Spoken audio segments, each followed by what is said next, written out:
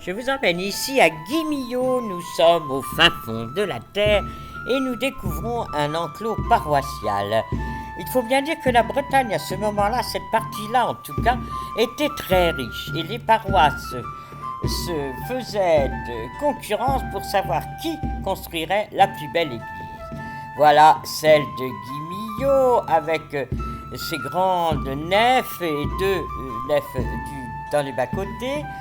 Et à l'intérieur, le mobilier extraordinaire. Voilà tous les apôtres ici, le Christ et Saint Jean-Baptiste, car il s'agit d'un baptistère avec des colonnes torses comme le baldequin de Saint-Pierre de Rome. Rien que ça. Mais ce n'est pas tout. Il y a aussi des autels absolument superbes. Ici, l'autel de Sainte-Anne avec la statue en bois de Sainte-Anne et la Vierge Marie. Et puis le Christ ici, l'Ecce Homo, et de l'autre côté, la Vierge à l'enfant avec cette jolie robe bleue étoilée tout autour, les différents grands moments de la vie de Sainte Anne, puis là-haut, le Christ qui l'accueille et les anges qui l'accueillent au paradis. L'autre autel, cette fois-ci de la Vierge à l'enfant, tout là-haut c'est la Pietà, la Vierge qui prend le Christ sur ses bras et qui en adoration à côté Saint-Dominique et Saint-François. C'est vraiment typique. Vous voyez les colonnes torses, la dorure, c'est vraiment typique du XVIIIe siècle et de la richesse de l'époque. Un autre autel, cette fois-ci Saint-Joseph qui tient par la main l'enfant Jésus. Encore les colonnes torses, les faux marbres, c'est de la peinture, tout ça, mais c'est admirablement décoré. Les 4 médaillons, ce sont les 4 évangélistes dans des jolies peintures du XVIIe siècle.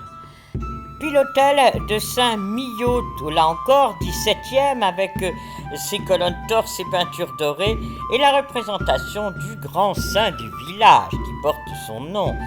Vous le voyez ici, c'est un roi de Cornouailles, il a sa couronne, il a l'épée, car il était surnommé le lion et il a eu comme réputation de ne jamais perdre une bataille. Mais voilà que son frère révolte et jaloux et lui tranche la tête.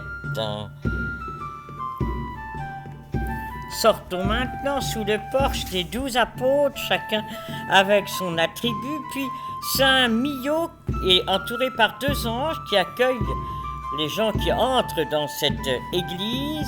Sur le portail, c'est Adam et Ève et beaucoup de scènes de la Bible. Je n'ai pas pu filmer beaucoup car il pleuvait et je ne voulais pas que ma caméra soit foutue.